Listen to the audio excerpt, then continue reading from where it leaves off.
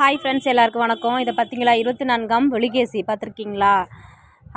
வணக்கம் ஃப்ரெண்ட்ஸ். இன்றைக்கி நான் இன்றைக்கி நான் நண்டு குழம்பு வைக்கிறதுக்காக நண்டு அங்கேருந்து வாங்கிட்டு வந்து, இது வந்து 1/2 கிலோ நண்டு. அதில் 2 சன பீஸ் இருந்தது, அதையும் எடுத்து வச்சுருக்கேன். அதுக்கப்புறம் கெஞ்சி கூத்தாடி ஒரு 3 மீன் துண்டு போட சொன்னால் அதையும் போட்டாங்க. அதுக்கப்புறம் இப்போ நான் சட்டி வச்சு அதுக்கப்புறம் வெந்தயமும் நச்சீரகமும் போட்டு இப்போ தாளித்து சின்ன வெங்காயம் அரிஞ்சு போட்டு அதுக்கப்புறம் நல்லா தாளிச்சிட்டு சின்ன வெங்காயம் கொஞ்சம் நிறையாவே போட்டுட்டு இப்போ கொஞ்சோண்டு அது கூட பச்சை மிளகாய் இருந்துச்சு, அதையும் சேர்த்துக்க போகிறோம். இப்போ ஃபஸ்ட்டு நல்லா எல்லாத்தையும் நல்லா வதக்கிட்டு நல்லா ஃபுல்லாக எல்லாத்தையும் வதக்கிட்டு இப்போ நம்ம அது கூட வந்து பச்சை மிளகாய் சேர்த்து இப்போ நல்லா வதக்க போகிறோம்.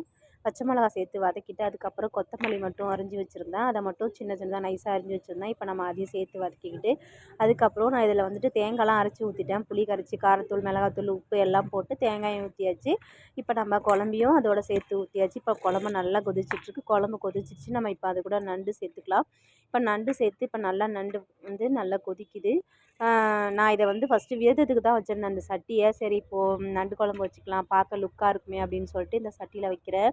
ஸோ நான் விரதத்துக்கு இன்னொரு சட்டி வாங்கி ஆகணும். இது நான் யூஸ் பண்ணவே மாட்டேன், பட் நான் வெள்ளிக்கிழமை அமாவாசை இந்த மாதிரி டயத்தில் தான் யூஸ் பண்ணுவேன். அது கூட இப்போ நல்லா குழம்பு கொதிச்சிருச்சு. இப்போ அந்த 2 சன பீஸ் வச்சுருந்தோம் பார்த்தீங்களா, இப்போ நம்ம அதையும் சேர்த்துக்கிட்டோம்.